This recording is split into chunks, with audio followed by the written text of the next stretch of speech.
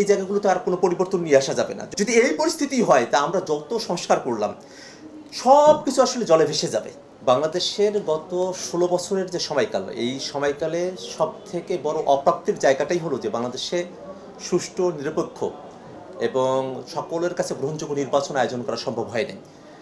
আওয়ামী লীগ যেভাবে বাংলাদেশের নির্বাচনকে পরিচালনা করেছে, আমরা 14 নির্বাচনে দেখি যে তারা বিনা প্রতিদ্বন্দ্বিতায় তারা সরকার গঠন করে ফেলল। 2018 সালে আমরা দেখলাম যে তারা আসলে রাতের ভোটের নির্বাচন তারা করলো এবং 2024-এ এসে তারা একটা ডামি নির্বাচন তারা করলো বাংলাদেশে। তো এই বাংলাদেশের মানুষেরা ইলেকশনকে কতভাবে সেটাকে এখানে জালিয়াতি করা যায় তার সমস্ত উদাহরণ এই গত 16 বছরে এই আওয়ামী লীগ বাংলাদেশ এটা তৈরি করেছে। তো এই কারণে আমরা দেখি যখন ইভিএমের কথাটা আসে, তো ইভিএম এমন একটা ইলেকট্রনিক যন্ত্র, সেখানে আসলে প্রযুক্তিগতভাবেই সেটার অপব্যবহার করা সম্ভব। কে কতটা ভোট পেয়েছেন সে সংখ্যাকে পাল্টে দেওয়া সম্ভব এবং এই পাল্টে দেওয়ার ক্ষমতা বাংলাদেশের অনেকগুলো এজেন্সি এগুলোর সাথে যুক্ত থাকতো, সরকার সেটাকে তাদের মতো করে ব্যবহার করতো। এই কারণে ভোট যখন হবে এবং ইভিএমে আসলে প্রার্থী কে না কে এই বিষয়গুলো আসলে যারা ভোটার তারা আসলে বুঝে উঠতে পারতেন না। এরকমও হয়েছে যে এক জায়গায় এক মার্কায় ভোট দিবেন কিন্তু অন্য মার্কায় গিয়ে সেটা সিল করে যাবে, এরকম ধরনের ব্যাপারও ইভিএমের মধ্যে ঘটেছে। এবং যেহেতু তথ্য প্রযুক্তির যুগ এবং তথ্য প্রযুক্তিকে যত রকমভাবে এটার অপব্যবহার করা সম্ভব তার সবটাই কিন্তু ইভিএমের মধ্য দিয়ে করার মতো একটা পরিস্থিতি তৈরি করা হয়েছিল। তো এই কারণে কিন্তু যখন এখন এসে নির্বাচন কমিশন তারা আসলে ইভিএমের সিদ্ধান্ত থেকে সরে আসেন, এটাকে আমরা ইতিবাচক হিসেবেই দেখি। বরং সরাসরি ব্যালট পেপারে প্রার্থীদের তালিকা থাকবে বা সেখানে মার্কাগুলো থাকবে, যারা ভোটাররা আছেন তারা সেখানে ভোট প্রদান করবেন, এর মধ্য দিয়ে আসলে এটা হওয়া প্রয়োজন। আরও একটা সিদ্ধান্ত যেটা সরকার নির্বাচন কমিশন গ্রহণ করেছে যে কোনো একটা জায়গায় যদি একজন প্রার্থীই থাকেন তো সেখানে না ভোটের অপশনটা তারা যুক্ত করেছেন। আমাদের কাছে এটাকে ইতিবাচক মনে হয় যে যদি আসলে কোনো একটা জায়গায় এমন পরিস্থিতি হতেই পারে, আওয়ামী লীগ যেরকমটা করেছে 14 নির্বাচনে, তারা আসলে 153টা আসনে তাদের কোনো প্রার্থীর বিপরীতে আর কোনো প্রার্থী ছিল না, একক প্রার্থী বিনা প্রতিদ্বন্দ্বিতায় তারা নির্বাচন করে আসলেন।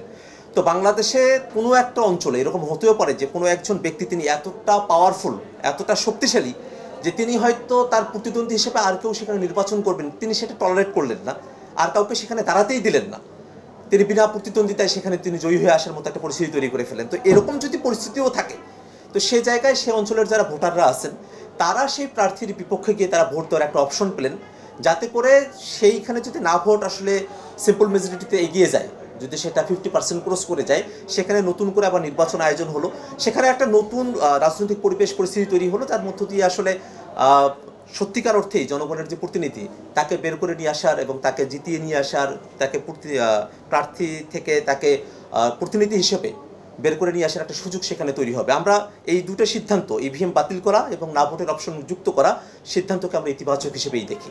আমরা জুলাই পদযাত্রায় বাংলাদেশের 64 জেলায় গিয়েছি, আমরা সেখানে মানুষের সঙ্গে কথা বলেছি এবং একেবারেই গ্রামের কৃষক থেকে শুরু করে নিয়ে ওই অত্র এলাকার যারা সুশীল সমাজের প্রতিনিধি যারা আছেন, যারা শিক্ষকেরা আছেন, যারা রাজনীতি নিয়ে খোঁজখবর রাখেন, সকল ধরনের মানুষের সঙ্গে আমরা ওঠা বসা করেছি, আমরা তাদের কথাগুলো শুনেছি। আমরা একে দীর্ঘ সময় ধরে বলতেছি যে বাংলাদেশে 72-এর যে সংবিধান, একই তো এই সংবিধান প্রণয়নের যে পদ্ধতি সেটা নিয়ে একটা প্রশ্নের জায়গা রয়েছে।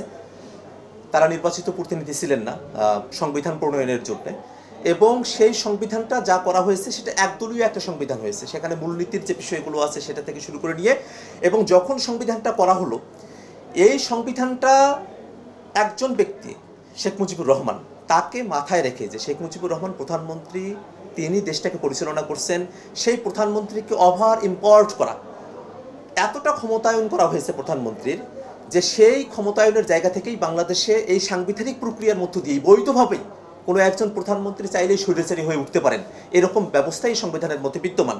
এবং পরবর্তীতে এই সংবিধানে 16-17 বার সংশোধনী হলো এবং সেই সংশোধনীগুলোর অনেকগুলোই দলীয় পারপাজে হয়েছে।